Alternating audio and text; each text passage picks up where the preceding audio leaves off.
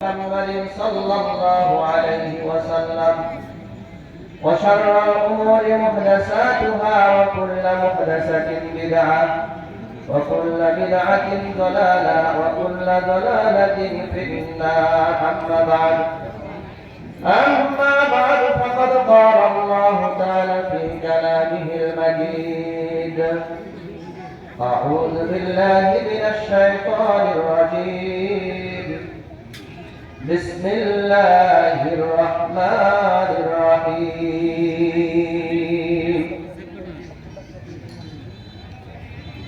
ألف لام ميم. ذلك الكتاب لا ريب فيه هدى للمتقين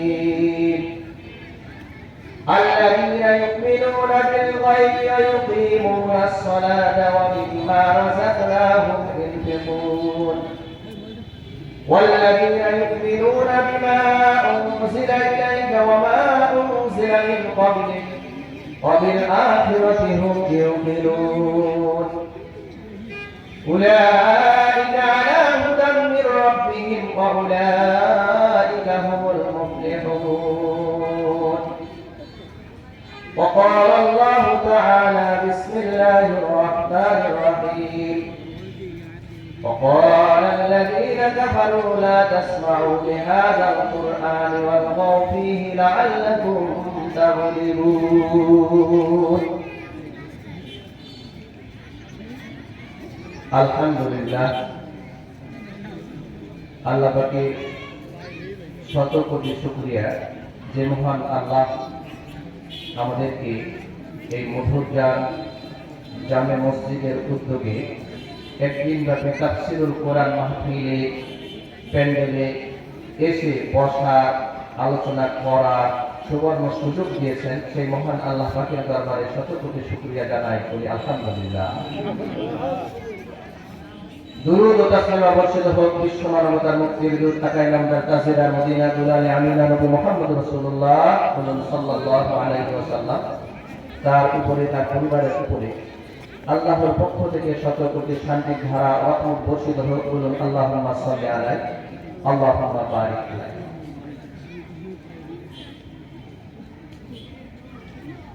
এই তাফসীরুল কোরআন মাহফিলে প্রধান অতিথি, সভাপতি, প্রধান আলোচক, বিশেষ আলোচক, আমার আগে পরে যে সমস্ত আলোচক আলোচনা করে গেছেন, সকলের প্রতি আন্তরিক মোবারক জানিয়ে আমার এই সংক্ষিপ্ত সময়ের মধ্যে কয়েকটা মিনিট আপনাদের সাথে একটু কথা বলবো। আপনারা শুনতে রাজি আছেন তো ইনশাআল্লাহ? মূল আলোচনা যাওয়ার আগে একটা বিষয় আপনাদেরকে আশাহত করা দরকার। আমরা আশাবাদী মুসলমান, অনেক সময় আমাদের এই চর্মচক্ষে যখন আমাদের বিপদ দেখি তখন আমরা নিরাশ হয়ে যাই, ঠিক কিনা? কথা ঠিক তো? একটু কথা জমাবে।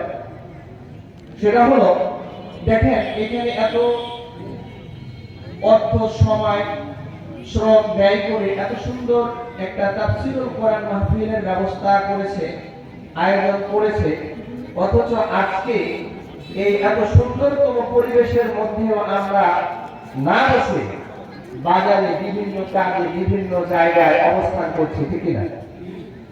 তো আমরা যারা এখানে মুসলিমের কিছু গুনাহগার বান্দায় বসতে পেরেছি, আমরা খুশি না বাজার? খুশি। তাহলে খুশি হলে কি করতে হবে? মহান মুরিদের দরবারে শুকরিয়া জানাতে হবে। আবার বলি আলহামদুলিল্লাহ। মূল আলোচনাটা যেটা বলছিলাম, যে আমরা যখন এরকম দেখি যে এই মাঠে মানুষ একেবারে উপস্থিতি কম, কিন্তু রাস্তাঘাটে বাজারে বেশি সংখ্যক দেখা যায়, এই কথা কি, এটা কি নতুন নাকি আগে এরকম ছিল? ছিল। আমি আপনাদের অতীব পরিচিত, আমাকে মোটামুটি আপনারা চিনেন, সবাই চিনেন না? সবাই চিনেন। তো চেনার পরে আপনারা হয়তো ধারণা করেন যে এরকম কি আলোচনা করবে যেটা আমাকে আপনাকে শুনতে হবে। তা আমি আপনাদের পরিচিত মানুষ, গুনাহগার বললাম, কি আর আলোচনা করব? তো যে কিতাব, যে কোরআন তাফসীর করার জন্য এত সুন্দর আয়োজন করা হয়েছে, এই কিতাব, এই কোরআন যেই মহামানবের প্রতি নাযিল হয়েছে, এই মহামানব যখন কোরআন শোনানোর তেলাওয়াত করার আয়োজন করতেন, বসতেন, মানুষদেরকে জমায়েত করতেন, তখন এক শ্রেণীর একদল মানুষ এখান থেকে ওই কোরআন শোনা মানুষগুলাকে, মজলিসে বসা মানুষগুলাকে বিরত করার জন্য, বিমুখ করার জন্য বিভিন্ন ভাবে অপকৌশল, অপচেষ্টা অব্যাহত করত, চালু রাখত। কথা মনে হয় কথা ঠিক আছে তো? এটা কতদিন আগে? এক সপ্তাহ আগে? কতদিন আগে? এখন থেকে নিয়ে প্রায় ১,৫০০ বছর পূর্বে। সুবহানাল্লাহ বলবেন না? এখন থেকে নিয়ে কত বছর পূর্বে? ১,৫০০ বছর পূর্বে এরকম আয়োজন যখন হতো, তখন ওই মানুষগুলাকে কোরআন বিমুখ করার জন্য, কোরআন থেকে দূরে রাখার জন্য এরকম বাজার ঘাট, মেলা, বিভিন্ন গান বাদ্য, চিল্লা চিল্লি, বিভিন্ন চেষ্টা করা হতো। সেটা ওইখানে শেষ হয়ে গেছে। তো এইরকম চেষ্টা করা ওই সময়ে ছিল। তো আল্লাহ পাক বুঝতে পারলেন যে এই মানুষগুলা একটা পর্যায়ে সময়ের ব্যবধানে, কালের আবর্তনে দুনিয়া থেকে বিলীন হয়ে যাবে, চলে যাবে, কিন্তু এদের বংশ পরম্পরায় পরবর্তীতে থেকে যাবে। ঠিক আছে তো? তো যার জন্য মহান আল্লাহ রাব্বুল আলামিন কোরআনে নোট করে রেখে দিলেন, আয়াতটাকে কোটেশন করে রেখে দিলেন, যেন মানুষ নিরাশ না হয়ে যায় যে এই সমস্ত মানুষগুলার কর্মকাণ্ডই হবে এরকম, যে কোরআন যেন না শুনে। কারণ কোরআন শুনলেই তো মনের পরিবর্তন হয়ে যাবে, মুসলমানের সংখ্যা বেড়ে যাবে, আর অমুসলিমেরা আপনার মাথার উপরে নাচানাচি করতে পারবে না।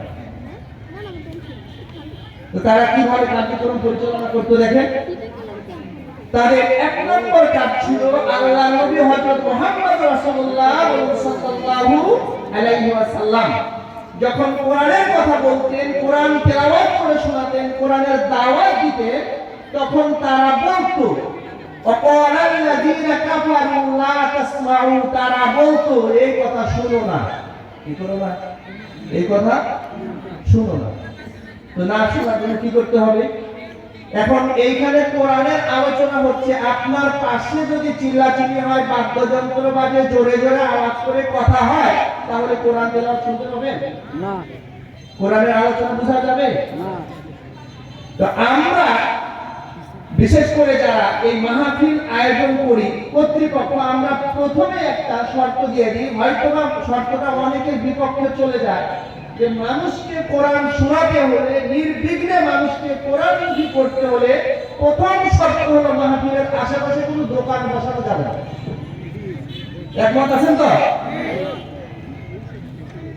সম্মানিত উপস্থিতি, বরকত আল্লাহ যদি দেয়, অল্প দেয়, অল্প দেয়। ব্যবসা সারা বছর করেছেন, বিভিন্ন কাজে ব্যস্ত থেকেছেন, একটা দিন কয়েকটা ঘন্টা একটু কোরআনের সাথে একটু সময় ব্যয় করেন, আল্লাহ আপনার জীবনকে দামি, মহামূল্যবান বানিয়ে দিবে। বলেন সুবহানাল্লাহ।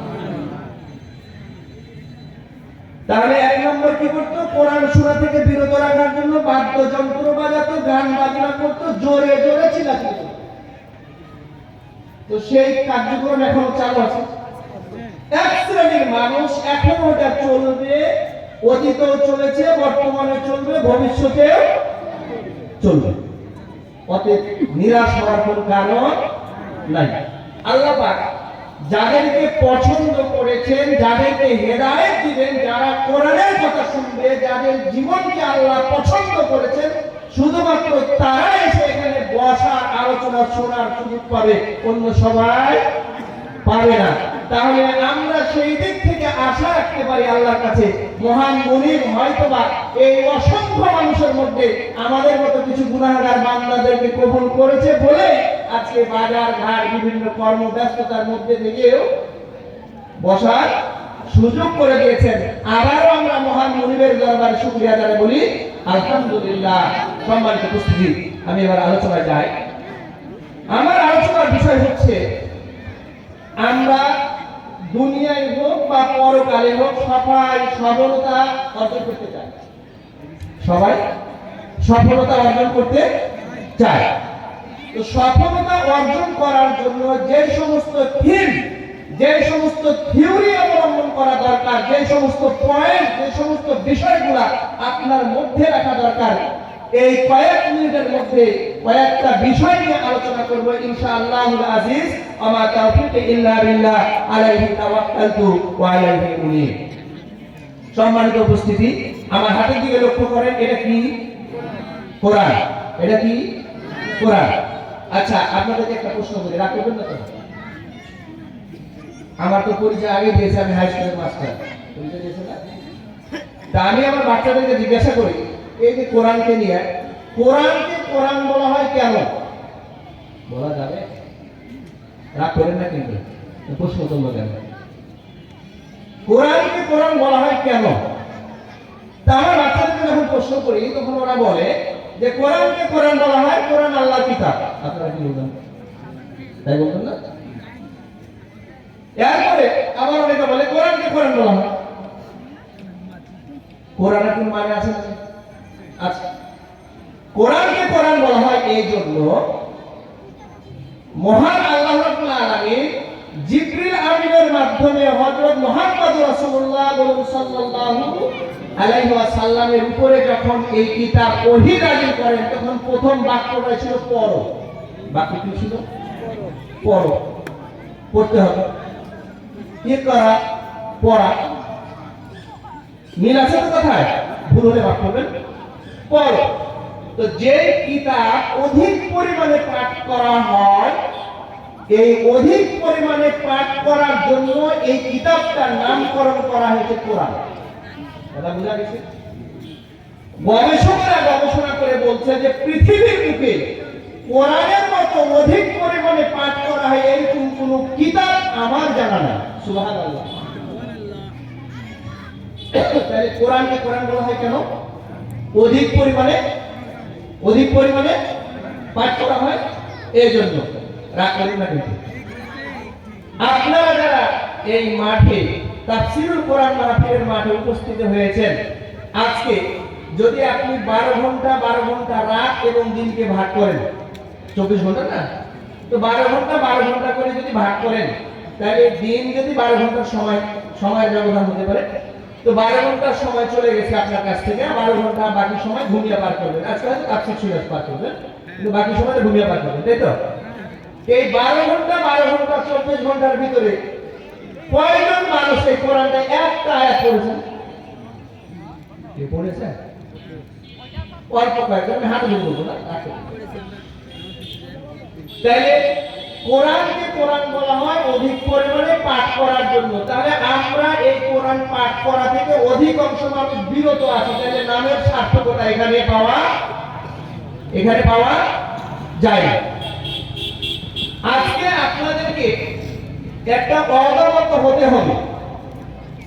অদাবদ্ধ 24 ঘন্টা আপনি 23.5 ঘন্টা অথবা 23 ঘন্টা 50 মিনিট আপনার প্রয়োজনে ব্যয় করেন।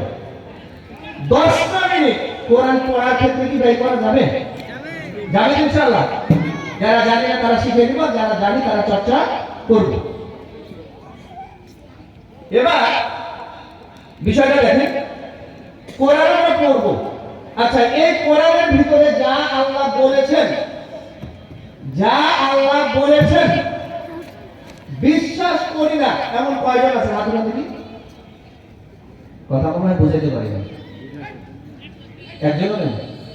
সবাই বিশ্বাস করেন তো? আচ্ছা, আল্লাহর কিতাব আর মানুষের রচিত কিতাবের মধ্যে একটু পার্থক্য করে দেই। হয়তো সময়কাল স্বল্পতার কারণে আমি অতটুকু আলোচনা করতে পারবো কিনা জানি না। মানুষ যখন যে সমস্ত কিতাব লেখে, অনুবাদ করে, সম্পাদনা করে, শেষের দিকে অথবা শুরুতে লিখে দেয় ভুল ত্রুটি বর্জনীয়। লেখে কি লেখে না? অথবা যদি ভুল ধরা পড়ে তাহলে জানাবেন, পরবর্তী প্রকাশনায় সংস্কার করা হবে। এটা বলে না? কিন্তু মহান আল্লাহ এমন একটা কিতাব নাজিল করে দিলেন, এরপরে বলছেন জালিকাল কিতাব, এই সে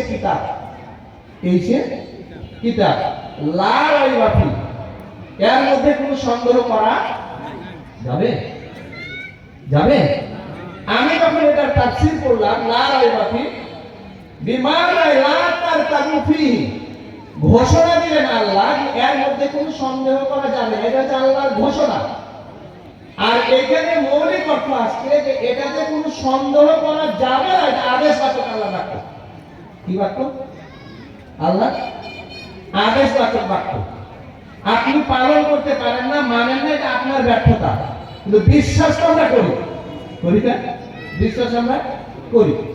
আল্লাহ বলছেন যে এই কিতাব এমন একটা কিতাব যেখানে কোনো সন্দেহ করা যাবে না।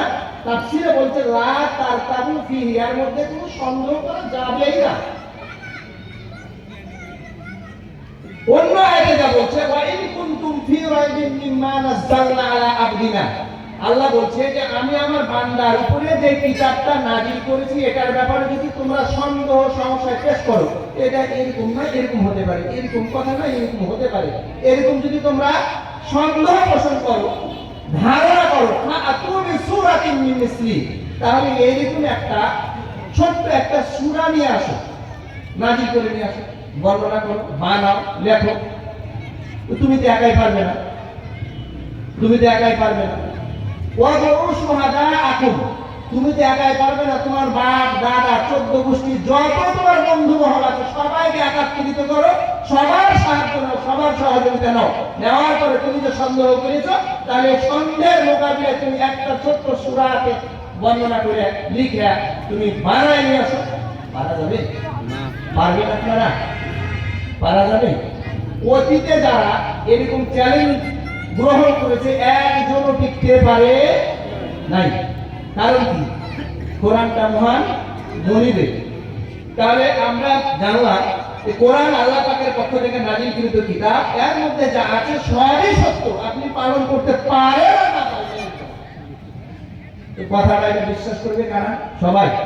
সবাই বিশ্বাস করবে? দেখেন এবার সবাই যদি বিশ্বাস করে, হুদাল লিল মুত্তাকিন, হুদাল লিল মুত্তাকিন, তাহলে যদি সবাই মুত্তাকি হতো, সবাই যদি মেনে নিত, সবাই যদি বিশ্বাস করতো, তাহলে জাহান্নাম ফাঁকা থেকে যেত, আজকে রাস্তাঘাট ফাঁকা। আপনার মাঠে জায়গা দিতে পারতেন না। কথা বুঝেন নাই? মাঠে তাফসীরের মাঠে জায়গা দিতে পারতেন না, রাস্তা ফাঁকা থাকতো, জাহান্নাম ফাঁকা থাকতো। অথচ আল্লাহ বলছে বিসমিল্লাহির রহমানির রহিম, ওয়ালাকাদ যারানা লিজাহান্নামা কাসীরাম মিনাল জিন্নি ওয়াল ইনস লাহুম কুলুবুন লা ইয়াফকাহুনা বিহা ওয়া লাহুম আ'ইনুন লা ইবসিরুনা বিহা ওয়া লাহুম আযানুন লা ইয়াসমাউনা বিহা উলাইকা কাল আনআম বাল হুম আযাবুন নাযীর। কথা বুঝেন নাই? আল্লাহ পাক বলছে যে জাহান্নাম আমি তৈরি করেছি, এই জাহান্নামের তো খাবার দিতে হবে, তো জাহান্নামটা পূর্ণ করব জিন এবং ইনসান দিয়ে। আপনারা কারা? আমরা কারা? ইনসান। আচ্ছা বলেন তো, বিবেকবান মানুষ, শিক্ষিত সমাজ, সম্মানিত উপস্থিতি, আপনারা বলেন আপনি একটা জিনিস মহব্বত করে অনেক সযত্নে তৈরি করেছেন, ওটাকে আগুনে পুরানোর জন্য আগুনে পুরাবেন? যদি আগুনে পুরান, মানুষকে আপনাকে বলবে যে হে রবি জানো, বলবো না? তাহলে আল্লাহ আপনাকে মহব্বত করে সৃষ্টি করেছে, এটা বিশ্বাস করেন? হ্যাঁ, ছোট মুখে বড় কথা বলে দিতে হয় অনেক সময়, বোঝানোর জন্য বলছি। স্বামী স্ত্রী যে সম্পর্ক করে, আল্লাহ তাদের গর্ভে সন্তান সন্ততি দেয়, এটাও তো মহব্বত করে নাকি? ঝগড়া করে আমার মহব্বত করে না? তাহলে আল্লাহর সৃষ্টি, আপনি মহব্বতের বস্তু। আল্লাহ আপনাকে সৃষ্টি করেছে অতীব সুন্দর করে, মহব্বত করে, আর আপনাকে বলে জাহান্নামে দিবে। এবার কি করবেন? এতক্ষণ তো আপনি বললেন, যুক্তি দাও, ফতোয়া আপনি দিয়েছেন যে আপনার পছন্দের জিনিস যদি আগুনে পুরান হেড অফিসে ঝামেলা বলবেন। তাহলে আল্লাহ আপনাকে মহব্বত করে সৃষ্টি করেছে, আল্লাহ আপনাকে জাহান্নামে দিবে। এবার আল্লাহ আপনি কি বলবেন? আছে কোনো কথা? আছে? নাই। ওই সমস্ত মানুষদেরকে আল্লাহ জাহান্নামে দিবে। লাহুম কুলুবুন লা ইয়াফকাহুনা বিহা, আল্লাহ বলছে যাদেরকে আমি কলব দিয়েছি, অন্তর দিয়েছি, হৃদয় দিয়েছি, আত্মা দিয়েছি, কিন্তু এই আত্মা, অন্তর, হৃদয় দিয়ে ভালো খারাপ এটা অনুধাবন করলো না। কি করলো না? ভালো খারাপ অনুধাবন করলো না। সম্মানিত উপস্থিতি, দেখেন মধুর গান এই জামে মসজিদের কমিটি এত প্রচেষ্টা, সময়, শ্রম, অর্থ ব্যয় করে এই যে এত সুন্দর আপনাদেরকে প্যান্ডেল উপহার দিল, এই রাজশাহী, শুধু রাজশাহী থেকে, উত্তরবঙ্গ থেকে একজন আন্তর্জাতিক মানের কারি এবং মুফাসসিরকে নিয়ে আসলো, আর একজন কত দূর থেকে তাফসীরকারক নিয়ে আসলো, এত কিছু আয়োজন করলো। আপনার অন্তর যে একটু চিন্তা ভাবনা করে না, আপনি এখনো বাইরে বাইরে ঘুরছেন, আর আপনি পরিচয় দেন আপনি বলে মানুষ। কথা বুঝেন নাই?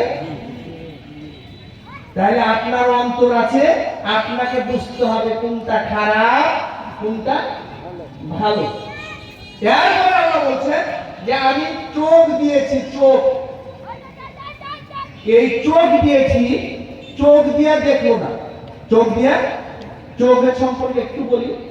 কুল সিরু ফিল আরদ সুম্মা আনজুর কাইফা কানা আকিবাতুল মুকাজ্জিবিন।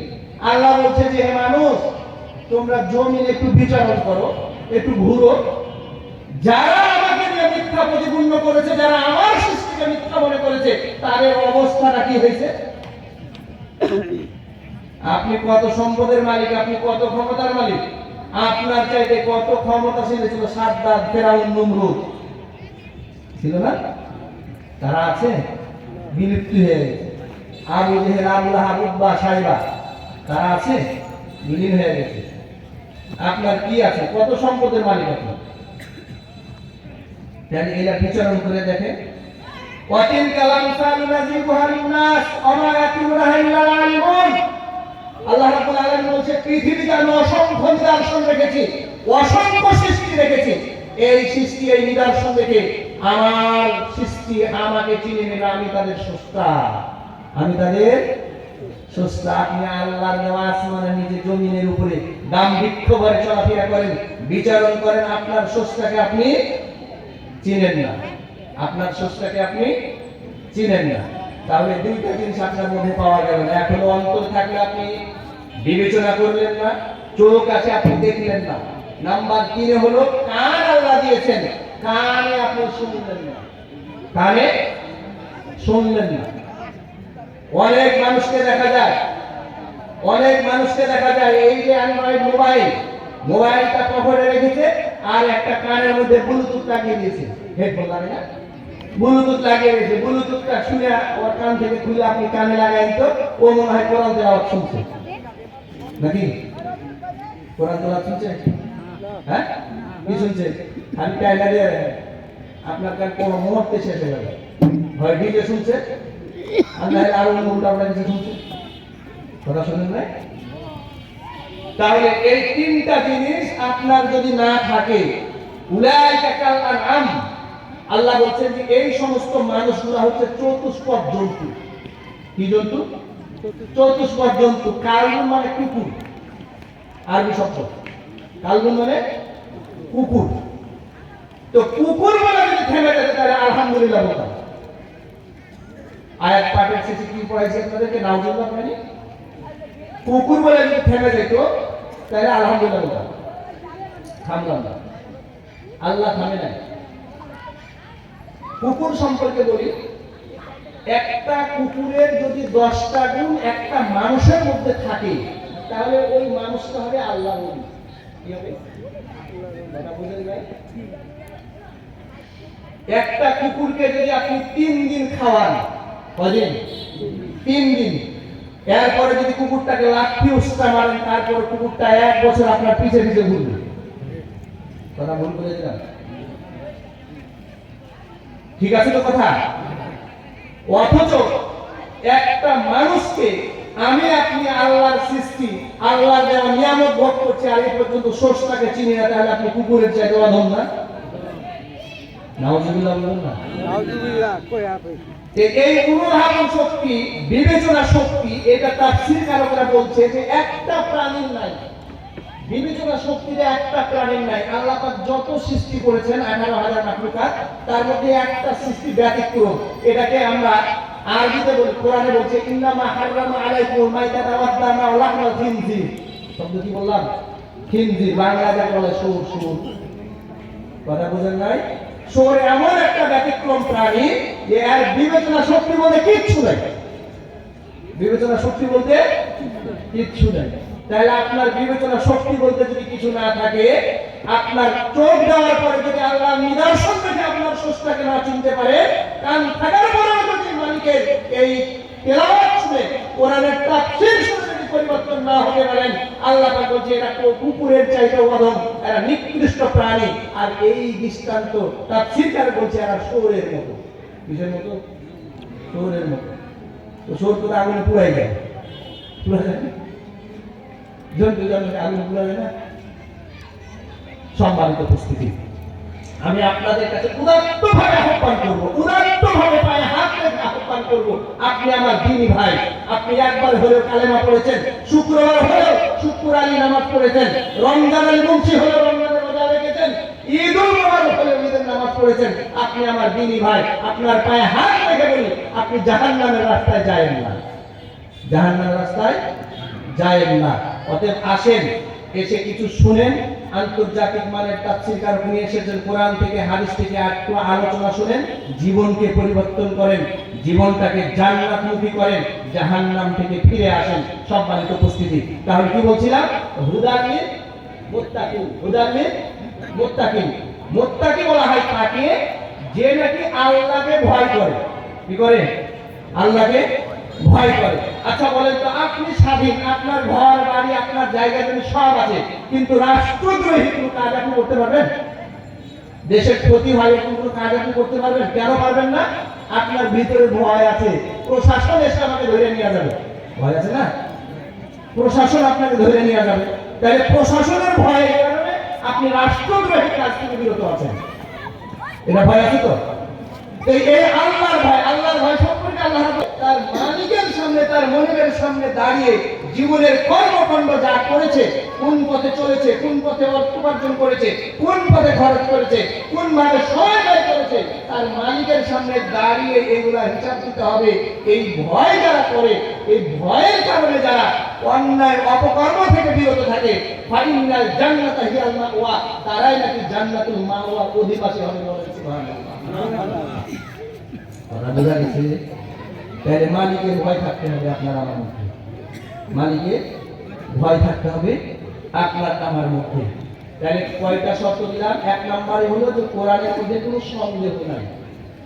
শর্ত হতে হবে আপনাকে মুত্তাকি হতে হবে, মুত্তাকি হতে হবে। তো মুত্তাকি কারা? আমার আপনার মধ্যে হাত পা চোখ কান নাক মুখ যা আছে তাই নাকি মানুষ?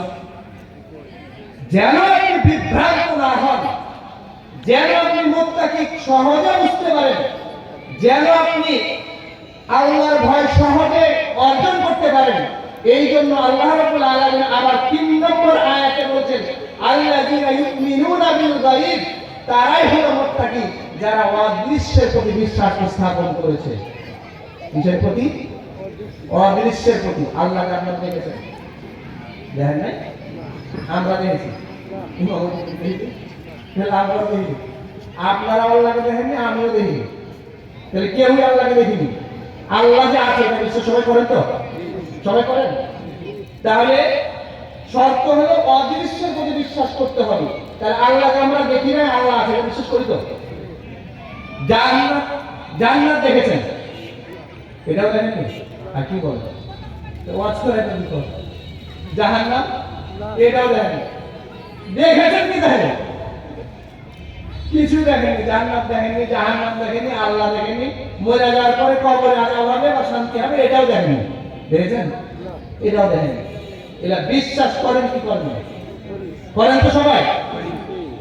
তাহলে মুত্তাকি হতে হলে ১ নম্বর শর্ত হলো অদৃশ্য বিষয়ের প্রতি বিশ্বাস স্থাপন করতে হবে। সম্মানিত উপস্থিতি, এইখানে আমরা যারা একত্রিত হয়েছি সবাই তো বিশ্বাস করি, করি না? ১ নম্বর শর্ত, আল্লাযীনা ইউমিনুনা বিল গায়ব ওয়া ইউকিমুনাস সালাহ।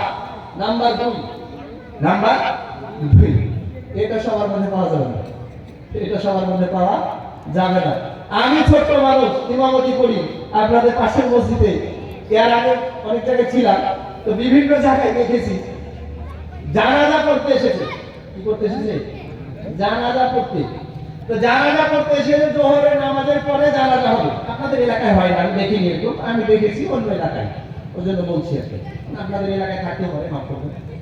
জানাজার নামাজ পড়তেছে, জোহরের নামাজের পরে ঘোষণা হয়েছে অমুক এলাকার অমুক ব্যক্তি মারা গেছে, জানাজা হবে জোহরের নামাজের পরে। তো আর আত্মীয় স্বজন সব এসেছে, আসার পরে দেখি যে মসজিদের আশেপাশে ঘোরাঘুরি করছে। আমি সময় হয়ে গেছে নামাজ পড়বো, এ ভাই আপনারা কারা? এটা হুজুর আমরা জানাজা পড়তে এসেছি। জানাজা পড়তে এসেছেন, আসেন মসজিদে আসেন নামাজ পড়েন। বলছেন না জানাজা পড়তে এসেছি, না হুজুর বাড়িতে যাবো। কথা বলেন ভাই, কথা বোঝা গেছে? আচ্ছা বলেন তো, যে ব্যক্তিটা নামাজ পড়ে না, এরকম সারা এলাকার সমস্ত মানুষকে দিয়ে জানাজা পড়লে মাইয়াতের 5 পয়সা উপকার হবে? হবে? একটা জিনিস আপনাদেরকে বুঝাই, ফরজে আইন আর ফরজে কিফায়া দুটো শব্দ আছে। ফরজে আইন আর ফরজে কিফায়া। কাফি আরবি শব্দ থেকে আসছে কিফায়া। কাফি শব্দের অর্থ হলো যথেষ্ট। কি বলে? কিফায়া শব্দের অর্থ যথেষ্ট। তার মানে জানাজা ফরজে কিফায়া, এটা হলো যথেষ্ট নামাজ। একটু ব্যাখ্যা করে বুঝাই। আপনার মহল্লার কোন ব্যক্তি মারা গেছে, আর এক মহল্লার উপরে দায়ভার জানাজায় আসতে হবে, কিন্তু সবাই আসতে পারলো না, 2জন 3জন, একজন আসলে ওদের মহল্লার হক আদায়। এটা হলো কাফিয়া, এটা হলো কাফিয়া। তাহলে সবাইকে আসা, আবার একটু আপনারা পেলেন না সবারই দরকার নেই, আসলে দেখি করবো, আসলে দেখি করবো। এটা অন্য একটা আলোচনা। এক মুসলমান আর এক মুসলমানের প্রতি হক আছে, 6টা হক আছে। কয়টা হক আছে? 6টা হক আছে। এটা একটা হকের দিক থেকে, কিন্তু মূল হচ্ছে যে যেটা আপনার উপরে দায়িত্ব ছিল, এটা মহল্লার হক আদায় হয়ে যাবে। ফরজে আইন, ফরজে আইন আপনার পরিবারের উপরে পালন করা আবশ্যকতা হয়ে গেছে, কিন্তু পরিবারের মধ্য থেকে একজন আদায় করলো, সবার হয়ে যাবে? সবাই হয়ে যাবে? বুঝেন না? তার মানে হলো সবাইকে পালন করতে হবে, যার উপরে দায়িত্ব তাকেই আদায় করতে হবে। এটাই হলো ফরজে আইন। তাহলে নাম্বার 2 বলছে যে ওয়াকিমুস সালাত, সালাত প্রতিষ্ঠা করতে হবে। এখানে আমরা ব্যর্থ, এখানে আমরা ব্যর্থ। ব্যর্থতার পরিচয় আপনাকে বলি, এই যে এখন শীতের তীব্রতা, আপনাদের ঢাকায় একটু কম দেখা যায়, উত্তরবঙ্গে বেশি শীতের তীব্রতা মিডিয়ায় দেখেন আপনারা। এই শীতের তীব্রতার সময় মসজিদগুলোতে গেলে দেখতে পাবেন সালাত প্রতিষ্ঠার অবস্থা। অনেক সময় ইমাম একাই পড়ে, বুঝছেন ভাই? অনেক সময় ইমাম একাই পড়ে, এক এলাকায় ইমাম বলছে যে মহল্লার লোক যেহেতু আসেই না, তাহলে আমার কষ্ট করার দরকার, ল্যাবের মধ্যে থেকে মেরে দিই। ল্যাবের মধ্যে থেকে মেরে দিই, মহল্লার লোক যদি থাকি তাহলে আমি আর কি করবো? সম্মানিত উপস্থিতি, তাহলে মোত্তাকি হতে হলে 2 নম্বর শর্ত কি? সালাত প্রতিষ্ঠা করতে হবে। নাম্বার 3, এই সংযুক্ত ব্যাধির মাত্র বিষয় ফেলে চলে আসছে। নাম্বার 3, ওয়ামিম্মা রাযাকনাহুম ইনফিকুন, আল্লাহর প্রদত্ত রিজিক থেকে, আল্লাহর প্রদত্ত রিজিক থেকে ইনফাক করতে হবে। কি করতে হবে? খরচ করতে হবে, ইনফাক করতে হবে। আজকে মাহফিলের জন্য যদি আপনার কাছে যাওয়া যায় একটু ইয়ার জন্য, আপনি বলেন টাকা তো নাই, এখন নাই, কত রকম অজুহাত আপনি দেখান, কত রকম অজুহাত দেখান। অথচ রিজিকটা কার? কার রিজিক? আল্লাহ। তাহলে আল্লাহর দেওয়া রিজিক আল্লাহর পথে ব্যয় করবেন, এখানে আপনার আপত্তি কোথায়? সম্মানিত উপস্থিতি, সময়ের স্বল্পতার কারণে তাহলে 3 নম্বর পয়েন্ট কি করতে হবে? আল্লাহর প্রদত্ত রিজিক থেকে আল্লাহর পথে ব্যয় করতে হবে। আল্লাহ যদি বাঁচিয়ে রাখেন, আগামীতে কোনো সময় পেলে আর বাকি 2টা বিষয় নিয়ে আলোচনা করব। এই 5টা বিষয় যদি আমরা অর্জন করতে পারি, তাহলে পরকালের সফলতা অর্জন করতে পারবো। আল্লাহ পাকের ঘোষণা যে এরাই হলো আল্লাহর পক্ষ থেকে আল্লাহর দেওয়া হিদায়াতের উপরে যারা প্রতিষ্ঠিত, এরাই সফল, এরাই সফল। আমরা যেন সবাই দুনিয়া এবং পরকালে সফলতা অর্জন করতে পারি, মালিকের কাছে সাহায্য চাই, মালিকের কাছে সাহায্য চাই। মালিক আমাদের এই মাহফিলে যারা উপস্থিত হয়েছে, মাইক্রোফোনের সাহায্যে যত দূর দূরান্ত দিয়ে আওয়াজ যাচ্ছে, আমরা আপনার কাছে সাহায্য চাই যে দুনিয়ায় এবং পরকালে যেন সফল ব্যক্তি হিসাবে আপনার সামনে দাঁড়াতে পারি। আমাদের সবাইকে আপনি তৌফিক দান করেন, বলেন আমিন। ওয়া আখিরু আলহামদুলিল্লাহি রাব্বিল আলামিন। সুবহানাল্লাহি ওয়া বিহামদিকা আশহাদু আল লা ইলাহা ইল্লা আনতা আস্তাগফিরুকা ওয়া আতুবু ইলাইক। আসসালামু আলাইকুম ওয়া রাহমাতুল্লাহ। তাকবীর, আল কোরআনের আলো, আল হাদিসের আলো, সকল বিধান বাতিল করো, ওহির বিধান কায়েম করো। লিল্লাহি তাকবীর। সবার উপস্থিতি